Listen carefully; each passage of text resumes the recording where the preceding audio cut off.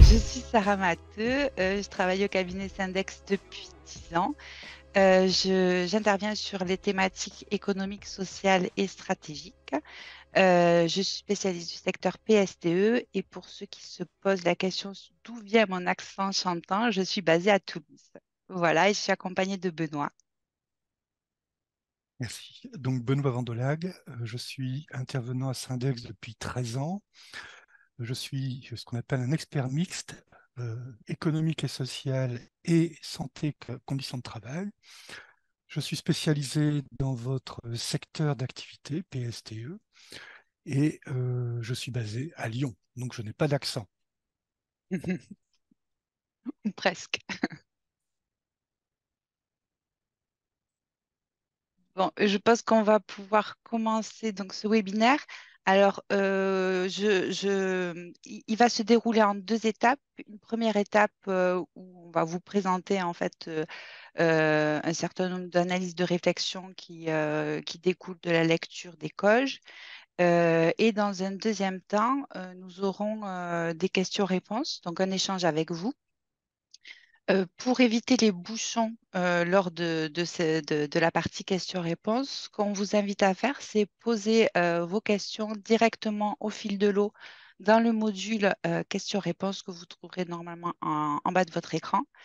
Donc, soit on y répondra par écrit en direct, soit on prendra le temps d'y répondre à l'issue de la présentation. Ou encore, si vous avez beaucoup, beaucoup de questions, on s'engage à y répondre même après le webinaire par écrit en vous contactant via vos adresses mail. Voilà, mais si c'est clair pour tout le monde, ce que je vous propose, c'est de commencer.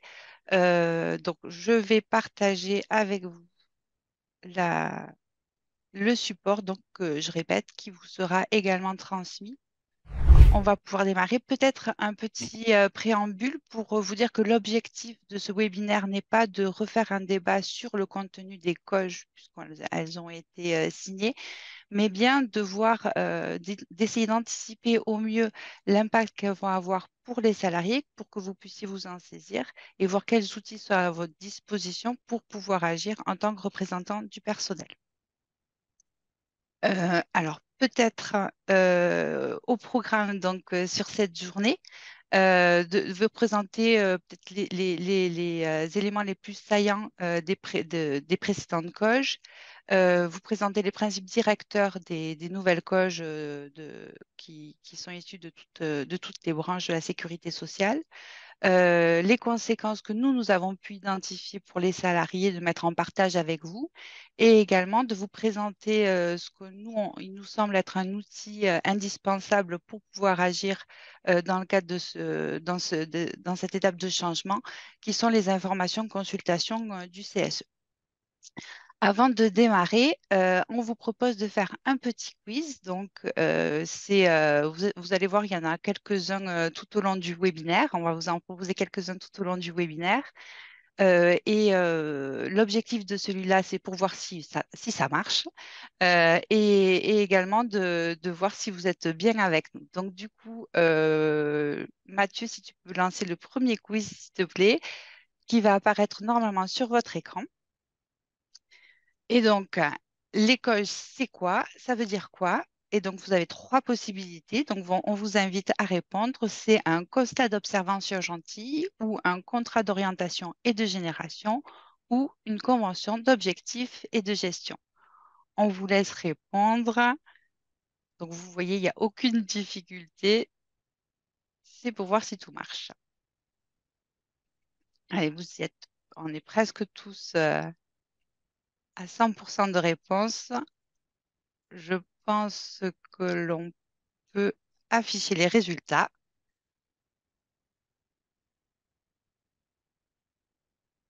Je crois que j'ai cliqué sur voilà, merci. Et donc, vous avez tous gagné. Effectivement, c'est la convention d'objectifs et de gestion.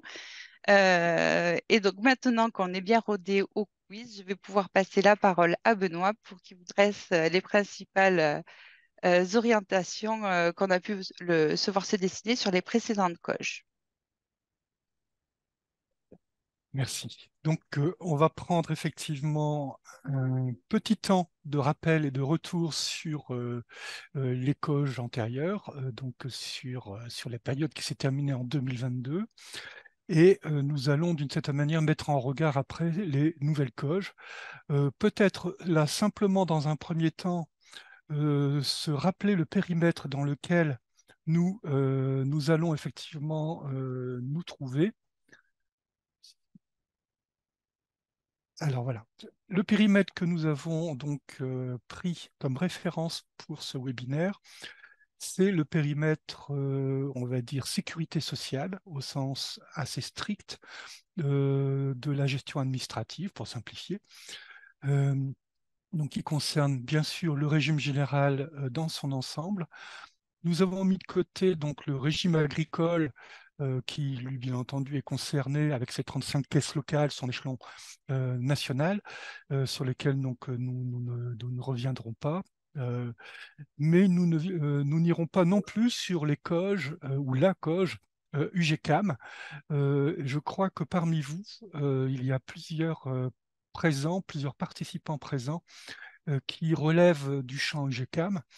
Et c'est pour nous effectivement un peu un point limite de limitation qu'on s'est donné de ne pas aller sur ce terrain qui renvoie à des problématiques tout à fait spécifiques, des champs sanitaires, médico-sociaux, sociaux, et qui relèvent donc de problématiques d'une autre nature. Donc pour vous qui seriez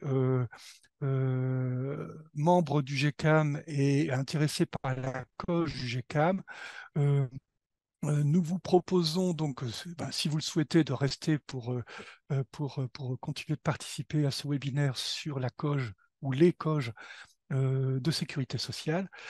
Sinon, de revenir vers nous et nous reviendrons vers vous pour voir comment procéder sur la COG UGCAM 2023-2027 et bien entendu toutes ces déclinaisons régionales qui peuvent bien entendu jouer un rôle extrêmement important en termes de CEPOM, de relations aux financeurs, etc. Voilà. Donc, nous restreignons donc notre champ à la sécurité sociale et à ce qu'on peut appeler d'une manière générale la gestion administrative de toutes les prestations et de tous les fonds techniques qui relèvent de la sécurité sociale.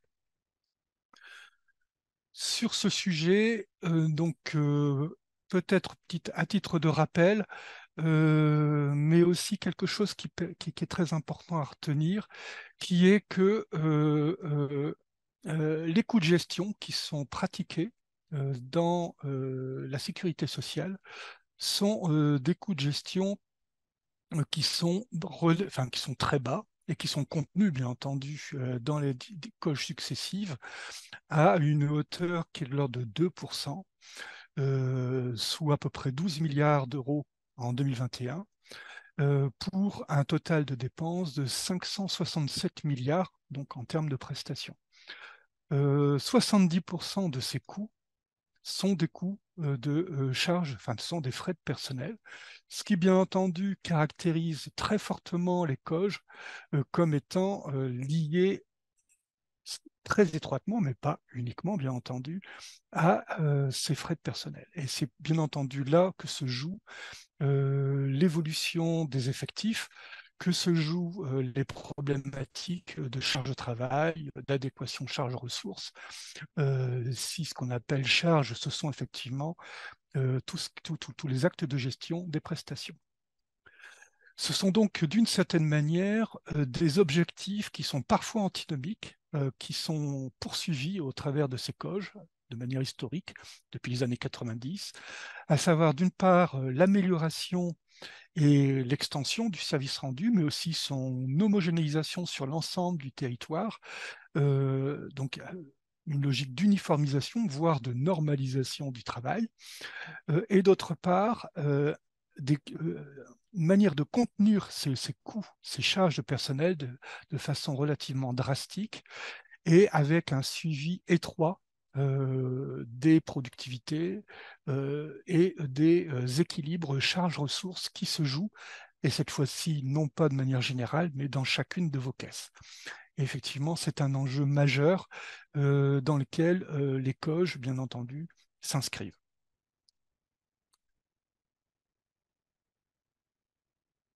Oups, pardon, ça va un peu plus vite. Les effectifs à périmètre de mission quasi constant sont en décroissance.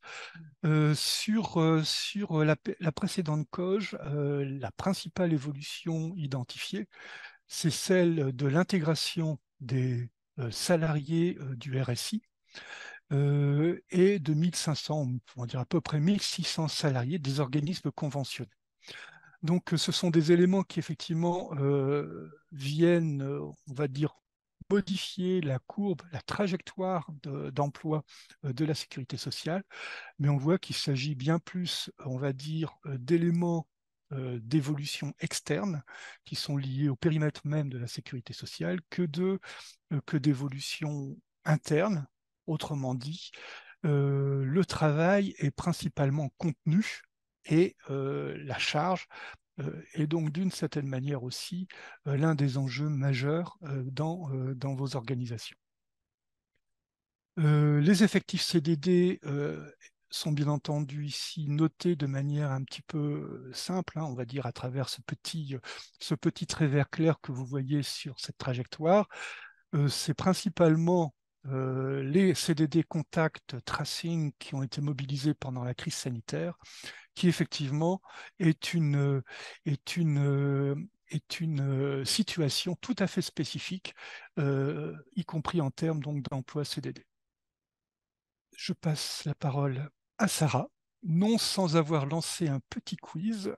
La question donc, est-ce que vous avez d'une certaine manière vécu ou identifié clairement l'impact de baisse d'effectifs dans votre organisme et quels en sont les effets euh, visibles, pertinents et peut-être problématiques même que vous avez observés. Donc à peu près à égalité. Vous notez donc que parmi les effets que vous avez identifiés sur toute cette période qui se termine donc en 2022, c'est des effets de surcharge de travail et de détérioration des conditions de travail. Une personne considère qu'il n'y a pas eu de baisse effective, donc effectivement, dans certaines caisses ou dans certaines branches, il n'y a pas eu effectivement d'évolution majeure de l'effectif, ni de baisse en particulier. Je passe la parole à Sarah maintenant. Oui, merci Benoît. Donc, je vous rappelle, hein, si vous le souhaitez, n'hésitez pas à réagir ou à poser vos questions-réponses sur le module dédié le temps de la présentation. Donc, ce qu'on vous propose maintenant, c'est d'aborder les principes directeurs des nouvelles COG. Alors, on ne prétend pas ni à l'exhaustivité de la présentation des COG et on a bien conscience que chaque COG intègre des spécificités en fonction de la branche que nous n'allons pas non plus aborder là, même si on essaye d'illustrer par des exemples concrets nos propos. Mais l'objectif, c'est bien de voir qu'est-ce qui traverse l'ensemble de ces coges, quelle que soit la branche, et surtout d'identifier les impacts que ça va avoir sur les salariés. Donc, sur les principes directeurs des nouvelles coges, alors la première des choses, c'est de voir ben, sur les orientations sur le budget de fonctionnement. Et donc, sans surprise, et dans la continuité des précédentes COG, on voit que les budgets de fonctionnement restent contraints, quelle que soit la branche. Alors, sur la branche ATMP, la COG n'est pas encore sortie. Pour l'instant, il y a juste un accord national interprofessionnel qui donne les grandes orientations. Donc, c'est pour ça qu'on n'a pas mis effectivement le budget. Mais sur les budgets de fonctionnement, donc on est bien sur on n'est pas du tout sur les budgets de prestation, mais bien sur ce qui vous permet en tant que caisse de fonctionner. On est sur, au mieux, sur une stabilité et sinon sur un recul. On le voit notamment sur la coge maladie, sur la coge retraite, avec un recul de 1,5% du budget de fonctionnement qui est prévu entre 2023 et 2027. Pour la branche famille, il y a un petit rebond de 1,2%. C'est quand même, ça reste quand même très contraint et sur le couvrement, une stabilité. Ça peut faire écho, la trajectoire de ces budgets de fonctionnement, également avec ben, les déficits de la sécurité sociale qui sont également centrés sur la branche maladie et la branche retraite. Donc, il n'y a bien sûr pas de lien qui est fait à l'intérieur des coches, mais nous, on voit quand même il y a une tendance inscrite là. Ces budgets contraints, ils s'inscrivent dans la continuité et donc ils font aussi suite à des budgets contraints depuis de nombreuses années. Et donc, ça interroge notamment sur l'impact et la capacité des caisses à aborder une nouvelle période de restriction. Sans surprise, de toute façon, 70% de ces budgets de fonctionnement sont dédiés aux charges de personnel. Et donc, si on regarde les tendances et les trajectoires d'emploi qui se dessinent sur la période 2023-2027, ben, on voit également une tendance. Alors, de manière générale, globale, si on additionne tout à la baisse et qui ne se vérifie pas effectivement pour l'ensemble des branches. La branche maladie qui représente 40% hein, du budget de la sécurité sociale est sur une tendance inscrite à la baisse de moins 1720 emplois, sachant que pour cette coge, il est précisé que la baisse des effectifs ne se ferait pas sur les 2 premières années. Et il y a une clause de revoyure qui est prévue pour voir si effectivement on reste sur cette trajectoire ou on la révise en fonction du diagnostic. Sur la branche AT-MP, on l'a dit tout à l'heure, la coge n'est pas encore signée, mais l'ANI prévoit une augmentation des effectifs de 20% qui serait centré sur le service de prévention. Et sur la branche vieillesse reste sur une stabilité et la branche recouvrement et la branche famille seraient sur une augmentation. La branche famille, notamment pour répondre aux enjeux de la mise en place du service public petite enfance et la création de places d'accueil. Euh, c- de regarder de manière globale ces chiffres, ça ne montre pas et pourtant derrière se cachent des réalités très différentes en fonction des services, puisque là, il y a quand même une tendance à réduire notamment tout ce qui est back-office et redéployer des moyens sur les autres services qui sont identifiés comme stratégiques et structurants au sein des COG. Donc, vous voyez, pour la branche ATMP, il y a un renforcement du service de prévention, mais à côté, certains services peuvent être touchés par des baisses et par des restrictions. Et c'est déjà ce que vous, de toute façon, vous avez vécu sur les précédentes COG. Donc, du coup, maintenant qu'on a posé le cadre en termes de budget et de trajectoire des emplois, on vous propose d'aller voir ben, qu'est-ce qui traverse de manière transversale toutes les branches et les éléments structurants que nous, qu'on a pu repérer. Encore une fois, on est conscient de ne pas être exhaustif dans notre approche. Alors, les enjeux forts, ben, premièrement, et c'est peut-être là où on va voir que, en fonction des branches, des spécificités un peu plus marquées, mais on reste dans le développement de l'activité, le déploiement de nouveaux services. Alors, c'est toujours aussi dans la continuité des précédentes coges, mais il n'y a pas de volonté, en tout cas, de limiter ou de réduire le périmètre d'intervention de la sécurité sociale. Et au contraire, même, l'enjeu est bien de développer voire de créer de nouveaux services. Alors, on passe effectivement à l'accompagnement des évolutions, l'accompagnement des évolutions réglementaires à la mise en place des réformes des retraites. Mais il y a d'autres enjeux comme ce que j'ai cité tout à l'heure, la mise en place du service public petite enfance, qui vont être des enjeux pour cette COG et qui vont devoir aussi être accompagnés au niveau du terrain pour une montée en compétences et pour que les équipes soient en capacité de répondre à ces enjeux et à ce déploiement. Il y a également, et ça c'est présent dans toutes les coges, le développement de nouveaux services. Alors, en fonction des coches, bien sûr, ces nouveaux services peuvent être spécifiques, mais on peut citer notamment ceux en direction des entreprises, notamment sur la coche maladie et la branche ATMP, en direction des publics fragiles et également sur l'ingénierie de projet. On va le voir, on va vous demander d'être de plus en plus dans l'accompagnement de projets de territoire et le développement de l'offre sur le territoire en vue de le couvrir et de ne pas laisser effectivement des déserts, quel que soit le territoire concerné. Euh, donc, au-delà du développement de l'activité, il y a un enjeu qui traverse également toutes les coches, qui est l'amélioration de la qualité de service. Ça non plus, c'est pas nouveau. Vous avez, comme dans les précédentes coches, une batterie d'indicateurs de performance avec des trajectoires, bien sûr, orientées vers une amélioration sur la période de la coche et des enjeux forts avec aussi la mise en place du dispositif Dites-le nous une fois qui est présent dans beaucoup de branches. La poursuite du développement de l'approche omnicanal. Donc, quand on parle omnicanal, c'est le développement. Et alors, c'est réaffirmé par contre au niveau des coches que l'importance de l'accueil physique, mais également le développement de tout ce qui est réponse via les chats, réponse donc du coup via l'intelligence artificielle ou via les mails ou l'appel téléphonique.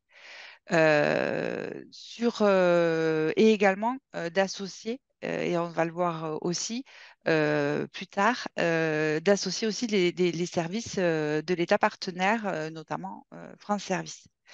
Un service homogène et accessible pour l'ensemble du territoire, ça c'est un enjeu fort qui est réaffirmé et inscrit en tant que tel dans toutes les coches. C'est comment permettre à l'ensemble des bénéficiaires potentiels d'avoir un service homogène et de même qualité sur l'ensemble du territoire et aussi d'aller chercher les personnes qui seraient éligibles à certains dispositifs et qui n'ont pas la démarche de venir vers vous.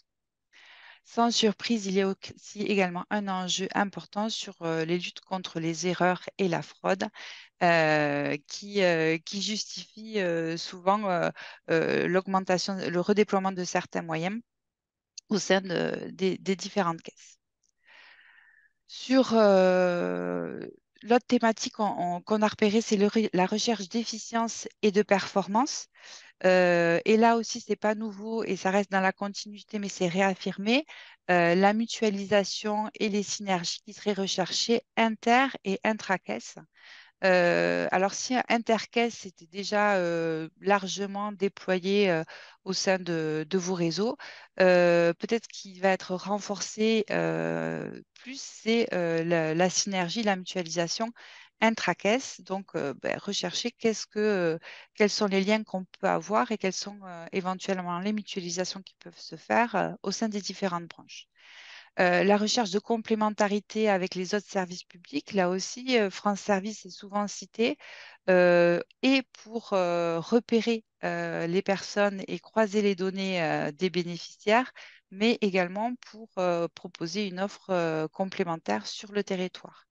Il y a France Service, mais il y a aussi toutes les collectivités territoriales et les services de l'État locaux qui sont également cités.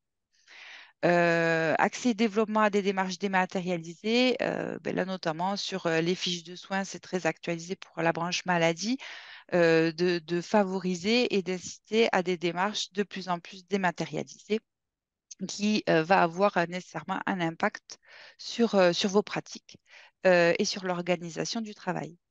Et des salariés, je le disais tout à l'heure, des salariés à la fois plus spécialisés et plus polyvalents, puisqu'on va vous demander d'être plus pointu, de savoir être en capacité de répondre et accompagner le service de manière de plus en plus pointue et en même temps des redéploiements de moyens et des services de plus en plus avec un périmètre de plus en plus large.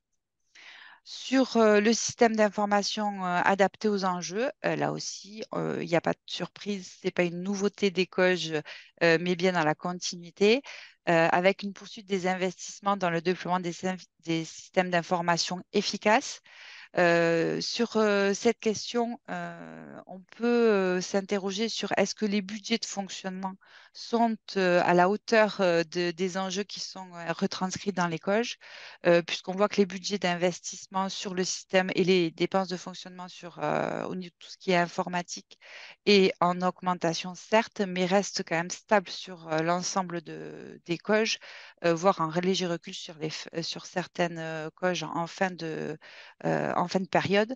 Donc, est-ce que les moyens en face seront à la hauteur des enjeux qui sont décrits? Ça reste une question en suspens et tout à fait ouverte. Ce système d'information est on s'appuie largement sur ce nouveau système d'information et sur son déploiement pour gagner en gain de productivité et justifier également les déploiements de moyens et les baisses des effectifs qui sont annoncés. Et qui devra aussi, ce système d'information, accompagner la stratégie de dématérialisation. Enfin, et peut-être que c'est un peu plus prégnant sur les nouvelles coches par rapport aux précédentes, puisqu'il y a des nouveautés, notamment la mise en œuvre du décret tertiaire, sur lequel vous êtes tout à fait concerné. Une stratégie patrimoniale et environnementale ambitieuse. Donc, au-delà de la mise en œuvre du décret tertiaire et le fait que vous deviez suivre un certain nombre d'indicateurs et mettre en place des actions qui visent à limiter votre impact sur l'environnement. Il s'interroge sur la gestion du patrimoine. Alors, d'un point de vue effectivement de l'impact environnemental, mais également sur le nouveau mode de travail, avec notamment le développement du télétravail et de voir si votre patrimoine et les sites que vous avez en gestion sont toujours en adéquation avec ces nouvelles modalités et si il est possible d'agir et d'améliorer en vue de réduire les énergies et l'impact environnemental. Il y a aussi des éléments assez détaillés sur la nécessité d'accompagner la mise en œuvre d'une politique de transition écologique qui seront déployées au niveau de chaque caisse en fonction de là où elle en est et là où elle doit tendre avec des objectifs, j'imagine, spécifiques et précis. Donc, une fois qu'on a repéré ces enjeux, vous voyez, qui traversent toutes les coges, c'est de voir quel impact ça peut avoir sur les salariés, donc les conséquences pour les salariés.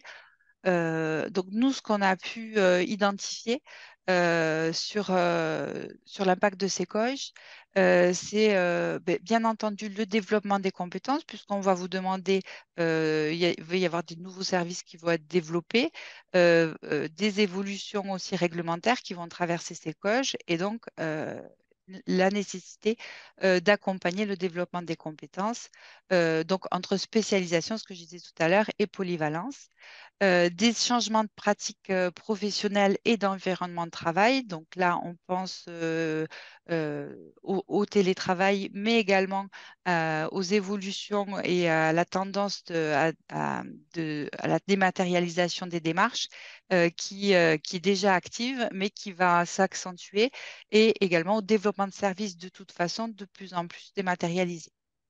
La recherche de gains de productivité qui n'est pas nouvelle non plus, mais qui interroge parce que vous êtes déjà en tension, en tout cas c'est ce qu'on peut nous entendre, ce que vous faites remonter du terrain, vous êtes déjà en tension et avec un niveau de charge de travail euh, élevé. Et donc, ces nouveaux gains de productivité qui ne seront pas égaux hein, et homogènes en fonction des services, comment ils vont être absorbés et comment ils vont être mis en œuvre et déployés au niveau du local. Les potentiels redéploiements et réorganisations, puisque c'est en lien avec ce qu'on vient de dire, hein, qui sont plus ou moins déjà annoncés dans les COG, mais qui n'auront de sens et, euh, de concret qu'au niveau de vos caisses et au niveau local. Et l'opérationnalité et l'appropriation des nouveaux outils logiciels, parce que donc, les logiciels sont sûrement très performants, mais si on n'a pas les outils appropriés pour pouvoir les mettre en place et s'ils ne sont pas en adéquation avec les demandes et les démarches, forcément, ça peut générer des tensions. Une fois qu'on a repéré les enjeux, on ne peut pas faire abstraction du fait que vous êtes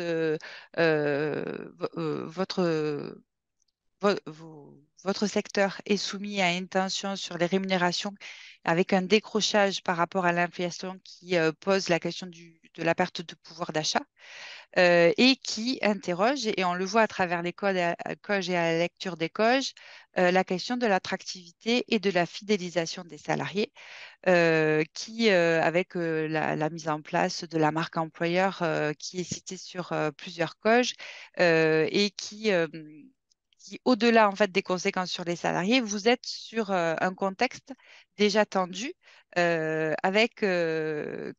on doit prendre compte dans l'impact et dans ce qui va être mis en œuvre en termes de réorganisation.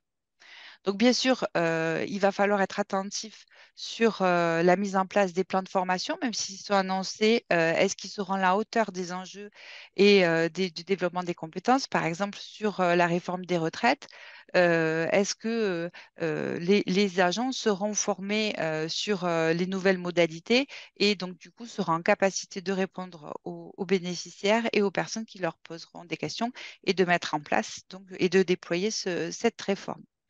Ça interroge aussi sur la gestion prévisionnelle des emplois et des compétences, sur lesquels vous devez être également acteur, puisque on voit qu'il y a de nouvelles compétences qui sont prévues, et donc d'identifier les compétences de demain et de voir celles qui sont aujourd'hui en cours et qui pour accompagner donc vers l'acquisition de nouvelles compétences pour les agents sont sur des emplois qui demain soit seront modifiés, soit n'existeront plus.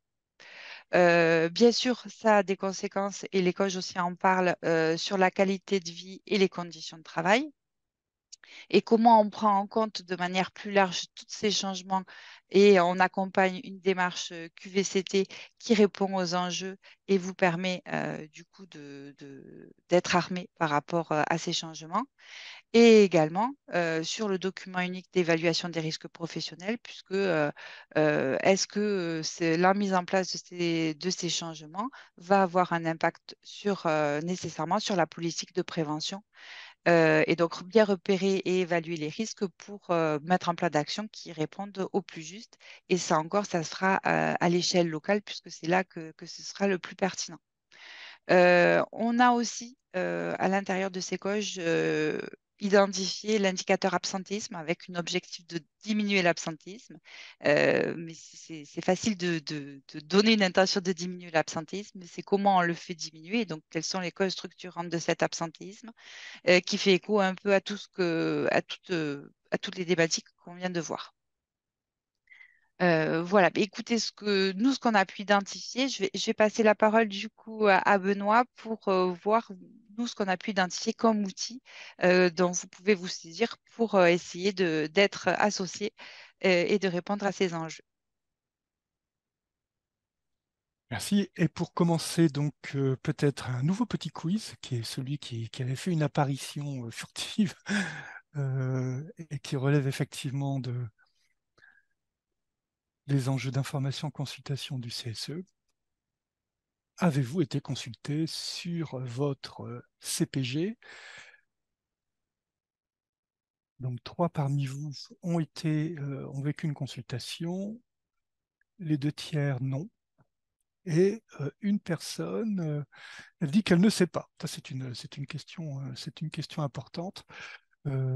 À quoi reconnaît-on une information consultation? Et c'est peut-être un sujet sur lequel on va essayer d'apporter quelques éclairages. Là, on revient effectivement à vos prérogatives en tant que CSE, ce qui vous permet effectivement de peser dans le cadre on va dire, des politiques et stratégies qui sont engagées par les directions de caisse et aussi à l'échelle nationale. Donc, l'enjeu est effectivement ici de bien s'expliquer de quoi il s'agit. Les CPG sont en cours de signature dans beaucoup d'organismes et tout cela doit être réalisé d'ici mars 2024. La signature des CPG, ça signifie une information, consultation dédiée au CPG dans chacune des caisses, dans chacun des organismes. Dans le cadre, éventuellement ou pas, hein, parce que parfois c'est pas spécifié comme tel, dans le cadre, en tout cas, de la consultation sur les orientations stratégiques, puisque il s'agit là d'une démarche de projection de votre caisse sur plusieurs années. Euh, Ce qui ne signifie pas, bien sûr, un cadre rigide, une programmation rigide, puisqu'il peut y avoir des évolutions au cours d'année sur lesquelles vous pourriez à nouveau être consulté dans le cadre de vos orientations stratégiques, du fait même d'évolution ou du fait de points à prendre en compte. Ça peut être, par exemple, des décisions sur du soutien ou du support CDD. Je prends un exemple simple. Voilà. Ce qui veut dire que chaque année, il s'agit effectivement pour vous de suivre l'exécution, la mise en œuvre, le déploiement de ce CPG dans le cadre d'informations consultations récurrentes. Donc on parle dans ce cas d'informations consultations obligatoires annuelles. Ces informations consultations obligatoires annuelles sont, on va dire, structurées autour de 3 temps forts. Là, ça renvoie donc à ce qui ressort de la loi Rebsamen, hein, qui date de 2018 et qui a été confirmée, enfin, qui a été confirmée par les ordonnances Macron. Donc, ça renvoie effectivement aux pratiques d'information-consultation que vous pouvez avoir dans vos différentes caisses, qui peuvent être assez variées et sur lesquelles, là, donc, d'une certaine manière, on fait un rappel sur, on va dire, le code du travail. La situation économique et financière, donc au titre de ce numéro d'article, qui renvoie à l'analyse effectivement des comptes, aussi bien des comptes des exercices antérieurs que des comptes prévisionnels dans lesquels on se situe dans l'année même où on examine la situation économique et financière. Donc ça permet effectivement de vérifier l'exécution budgétaire et de voir quels sont les écarts à cette exécution budgétaire, mais aussi de situer votre caisse dans sa branche avec ses indicateurs de résultats, qualité, etc.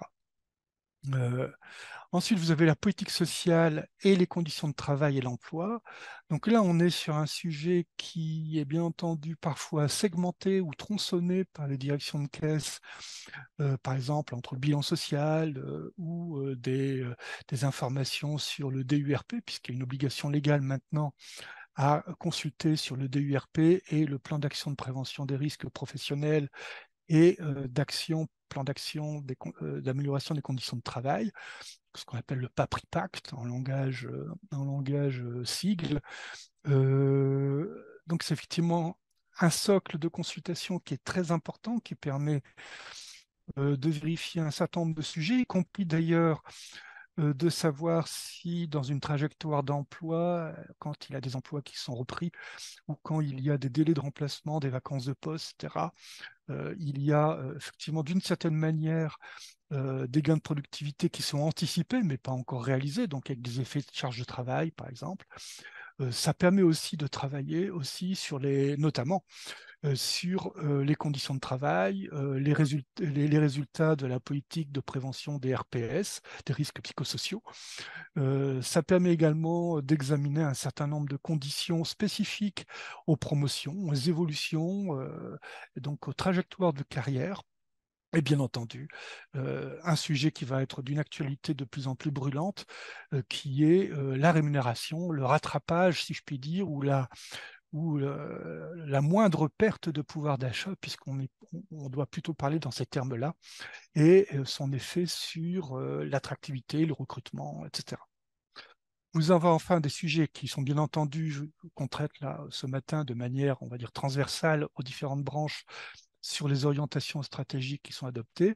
Ce qui est important de retenir, c'est que ces plans d'orientation doivent être accompagnés d'un programme de gestion prévisionnelle des emplois et des compétences, et aussi d'une programmation des orientations de la formation professionnelle et donc bien entendu du plan de développement des compétences qui va avec.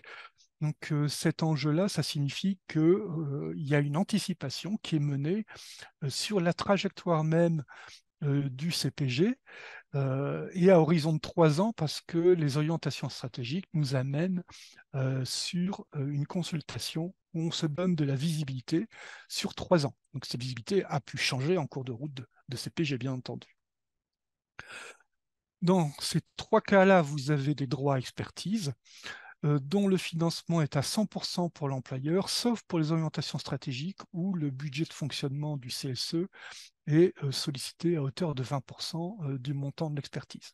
Donc pour les autres expertises, ça relève effectivement des moyens de la caisse ou de la branche, puisque généralement il y a une mutualisation de trésorerie sur ces sujets-là.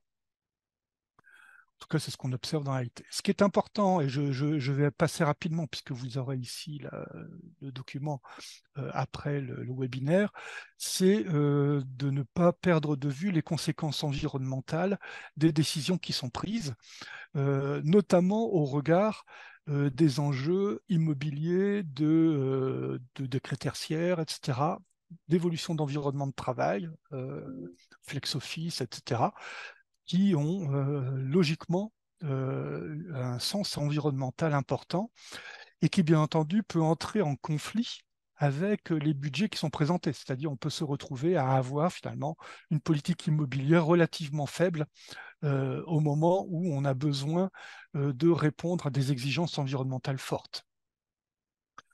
Ces 3 consultations font le lien avec des blocs de négociation au sein de chaque caisse, de chaque organisme, et permettent en fait, en se croisant, en étant croisés, de disposer d'une information riche qui circule entre les blocs d'expertise ou les blocs de négociation. Chacun en fait apportant une compréhension qui vient s'ajouter à celle qu'on traite spécifiquement dans les sujets.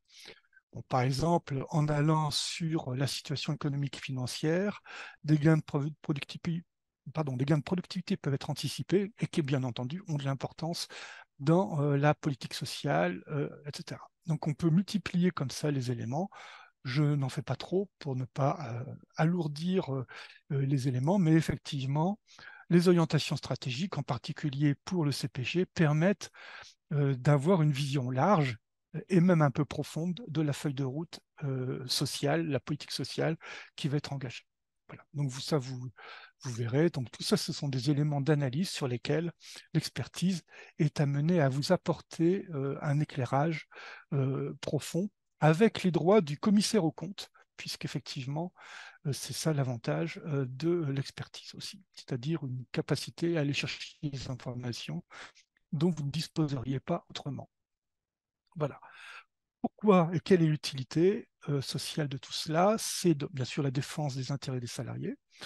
C'est aussi la possibilité pour vous de vous faire votre opinion sur la situation de l'organisme et la possibilité, bien entendu, d'en faire part dans votre communication syndicale, par exemple. C'est la possibilité aussi d'alimenter donc vos négociations, même si le cadre de négociation est souvent contraint par des négociations nationales, et c'est bien sûr un des enjeux, mais il y a des marges de manœuvre en local sur lesquelles c'est intéressant pour vous de peser, y compris d'ailleurs dans la mise en place ou dans la mise en œuvre de l'intéressement.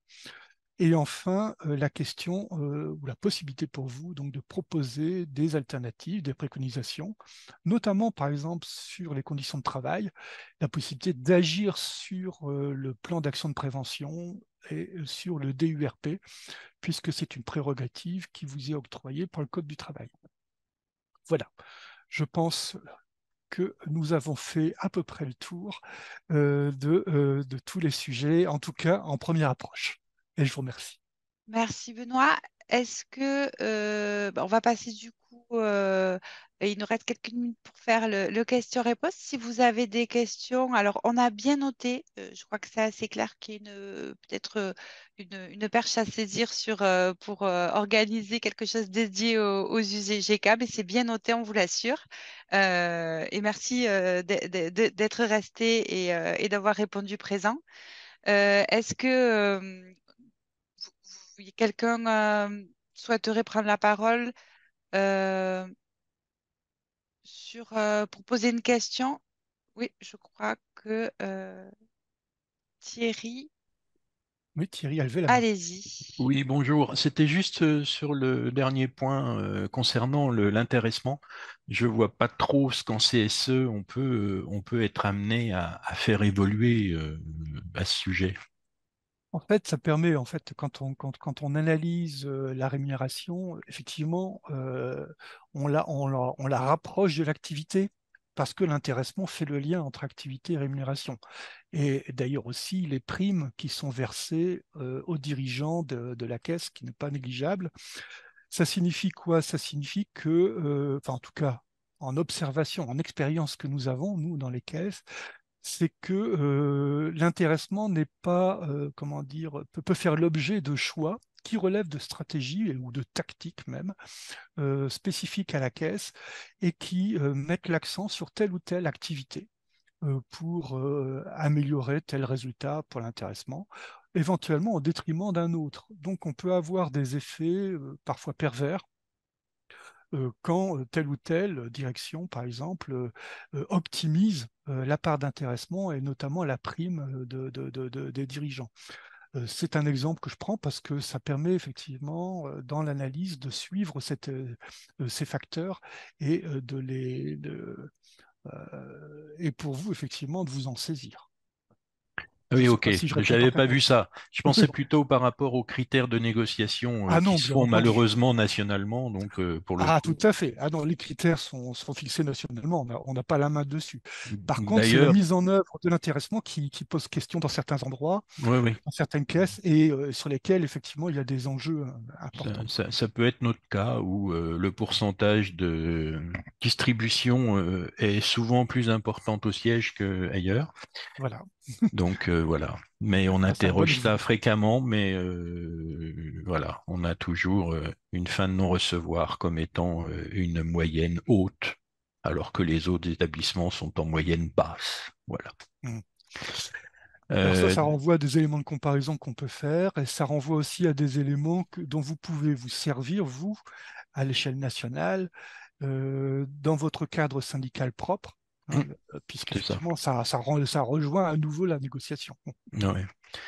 Et dernier point, c'était juste un constat, c'est que la difficulté qu'on va avoir à projeter les changements de métier, ou voire même nous, dans les UGCAM, on va avoir de plein fouet Séraphin PH, qui est une autre Mhm. façon de gérer les choses, et qui va complètement déstructurer la façon même de travailler en établissement. Oui, alors ça, c'est un enjeu qui est un monde en soi, sur lequel on pourrait passer largement quelques heures. Donc, je pense que là, ça rejoint la proposition qu'on peut vous faire d'examiner la possibilité de faire un webinaire ou de travailler ensemble sur ce sujet ou ces sujets, parce qu'il y a les sujets d'inclusion, il y a les sujets, enfin, il y a plein de sujets, euh, et sur lesquels, effectivement, ça peut valoir le coup de les traiter spécifiquement, et pas dans ce cadre, et pas dans le cadre sécurité sociale, où effectivement ces enjeux n'apparaissent pas. On est d'accord et on est preneur. Voilà, tout à fait. Et on va y répondre. J'ai Euh, peut- remarqué qu'il y avait une... Pardon? oui, vas-y, vas-y. Oui, j'ai remarqué qu'il y avait une... Alors que c'est pas une question, mais qui est plutôt une affirmation de Malika concernant donc l'accueil, front office, comme on dit. Voilà. Bon. Effectivement, c'est une question qui est intéressante parce que l'accueil physique a souvent été approché à la fois sous l'angle violence externe, et dans certains cas, ça a fait l'objet comment dire, d'opérations très très fortes, de manière à diminuer les risques de violence. Mais il y a aussi, bien sûr, l'enjeu de la normalisation du travail, qui est plus facile à faire, si je puis dire, au téléphonique, avec un système de supervision, avec des outils en call center, etc., etc., de plateformes téléphoniques, alors qu'effectivement, en physique, la normalisation du travail et la gestion de la charge est plus complexe. Donc ça renvoie à une thématique de maîtrise des effectifs, des volumes d'emploi, et pas simplement une stratégie des canaux téléphoniques et physiques. Voilà. Oui, Malika,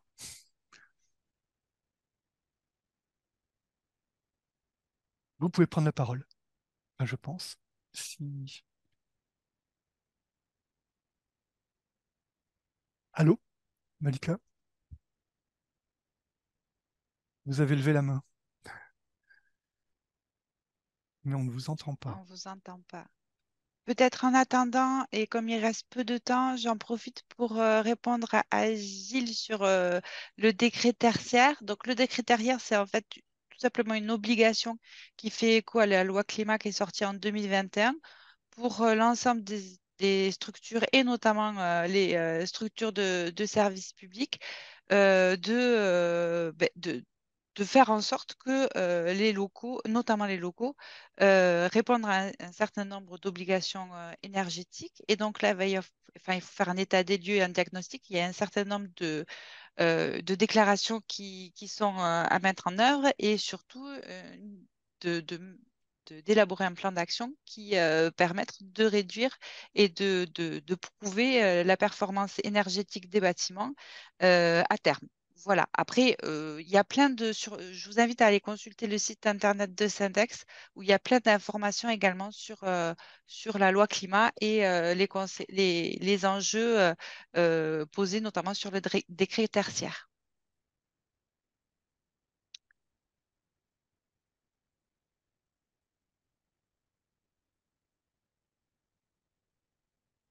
Et donc, Alors, il y a une bonjour. question aussi Ouais, sur des précisions concernant l'intelligence artificielle.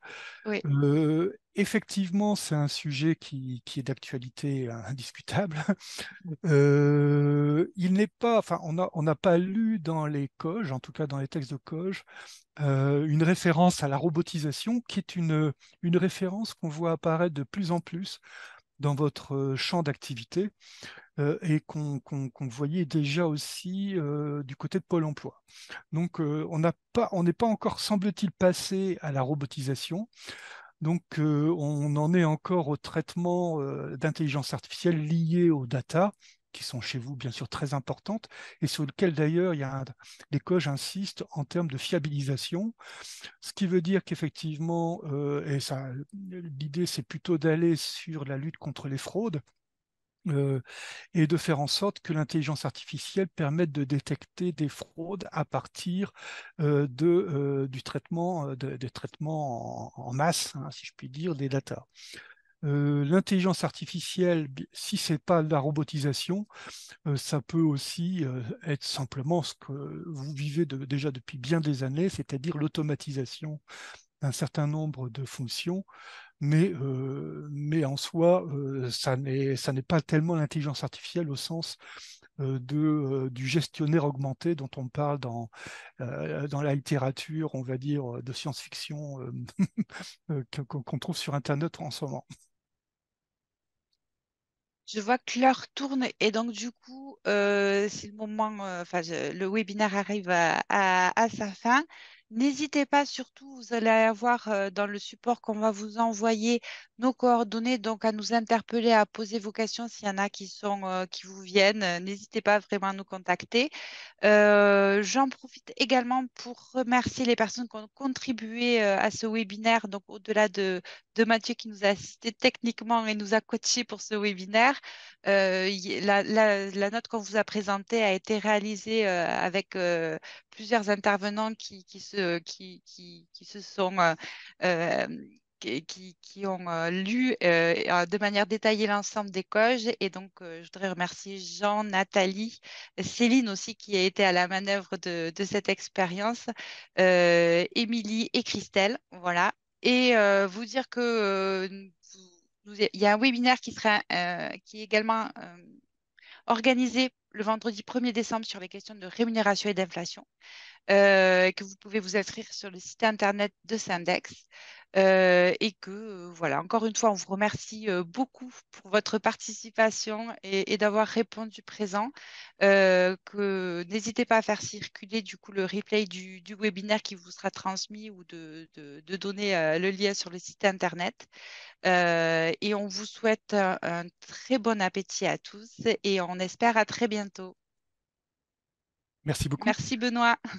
Merci à Merci, ça. tous. Merci à tous.